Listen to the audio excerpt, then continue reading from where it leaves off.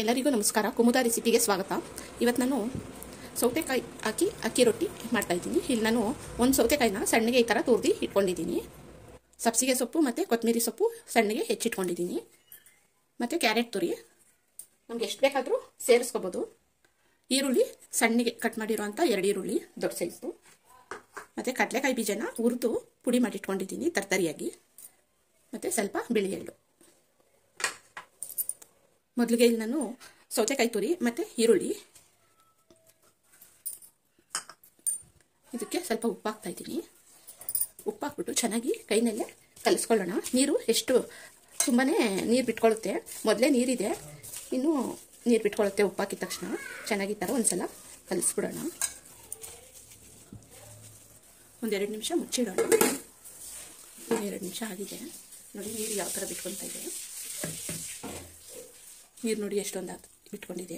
ಈಗ ಇದಕ್ಕೆ ಕ್ಯಾರೆಟ್ ತುರಿ, ಸಬ್ಬಸಿಗೆ ಸೊಪ್ಪು ಒಂದ್ಸಲ ಮಿಕ್ಸ್ ಮಾಡ್ಕೊಳ್ಳೋಣ. ಜೀರಿಗೆ ಸ್ವಲ್ಪ ಸೇರಿಸ್ತಾ ಇದ್ದೀನಿ. ಬೇಕು ಅಂದರೆ ತರಕಾರಿಗಳು, ಕ್ಯಾಬೇಜು, ಕ್ಯಾಪ್ಸಿಕಮು ಅದು ಸಣ್ಣಗೆ ಕಟ್ ಮಾಡಿ ಹಾಕೋಬೋದು. ತುಂಬಾ ಚೆನ್ನಾಗಿರುತ್ತೆ. ಮತ್ತು ಈಗ ಕಡಲೆಕಾಯಿ ಬೀಜ ಪೌಡ್ರ್ ಮಾಡ್ಕೊಂಡಿದ್ನಲ್ವ ಅದು ಸೇರಿಸ್ತಾ ಇದ್ದೀನಿ. ಈಗ ಸ್ವಲ್ಪನೇ ಅಕ್ಕಿ ಹಿಟ್ಟನ್ನ ಹಾಕಿ ಕಲಿಸ್ಕೋಬೇಕು. ನಾನಿಲ್ಲೊಂದು 3/4 ಕಪ್ಪಷ್ಟು ಅಕ್ಕಿ ಹಿಟ್ಟು ತಗೊಂಡಿದ್ದೀನಿ.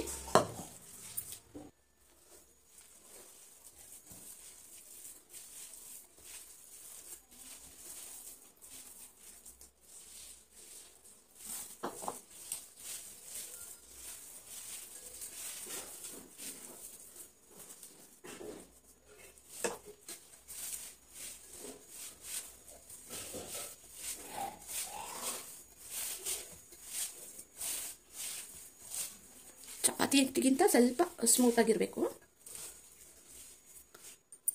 ನೋಡಿ. ನಾನು ನೀರೇ ಸೇರಿಸಿಲ್ಲ, ಹಾಗೆ ಕರೆಕ್ಟಾಗಿ ಇದಾಯಿತು. ಗಟ್ಟಿ ಅನಿಸಿದ್ರೆ ಸ್ವಲ್ಪ ನೀರು ಚುಮುಕ್ಸ್ಕೋಬೋದು. ಸೌತೆಕಾಯಿ ರಸದಲ್ಲೇ ರೆಡಿ ಆಗೋಯ್ತು ನೋಡಿ.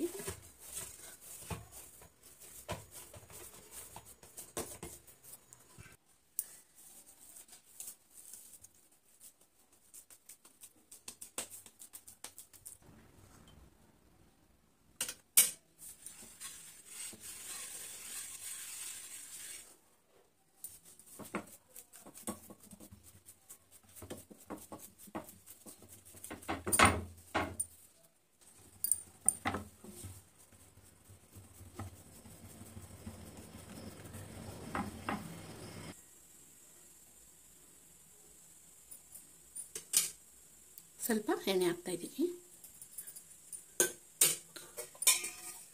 ಮುಚ್ಚಿಡೋಣ. ಮೇಲೂ ನಾವು ತಟ್ಕೋಬೋದು. ನಾನಿಲ್ಲಿ ಹೋಳಿಗೆ ಶೀಟ್ ತಗೊಂಡಿದ್ದೆ. ಅದು ಹೋಳಿಗೆ ಶೀಟಲ್ಲೂ ತಟ್ಟೋದು ತೋರಿಸ್ತೀನಿ. ಸ್ವಲ್ಪ ಎಣ್ಣೆ ಹಚ್ಕೊತಾ ಇದ್ದೀನಿ.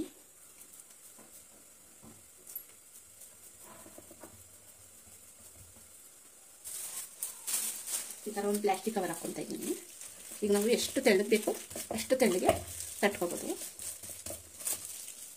ಒಂದೇ ಸಮಕ್ಕೆ ಈ ಥರ.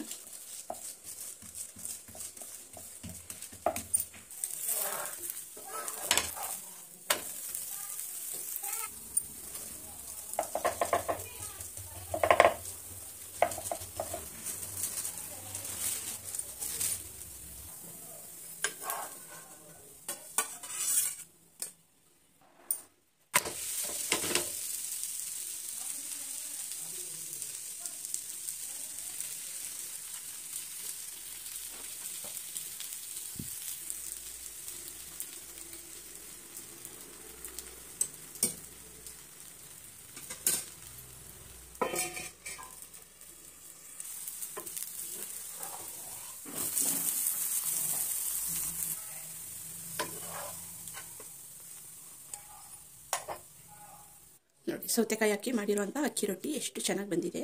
ನಿಮಗೆ ಎಷ್ಟು ತೆಳ್ಳಗೆ ಬೇಕಾದರೂ ತಟ್ಕೋಬೋದು. ಸ್ಮೂತಾಗಿ ಚೆನ್ನಾಗಿ ಬಂದಿದೆ ನೋಡಿ. ನೀವು ಈ ಥರ ಟ್ರೈ ಮಾಡಿ. ಈ ನನ್ನ ವಿಡಿಯೋ ಇಷ್ಟ ಆಗಿದ್ದರೆ ಲೈಕ್ ಮಾಡಿ, ಶೇರ್ ಮಾಡಿ, ಕಾಮೆಂಟ್ಸ್ ಮಾಡಿ ಹೇಗಿದೆ ಅಂತ.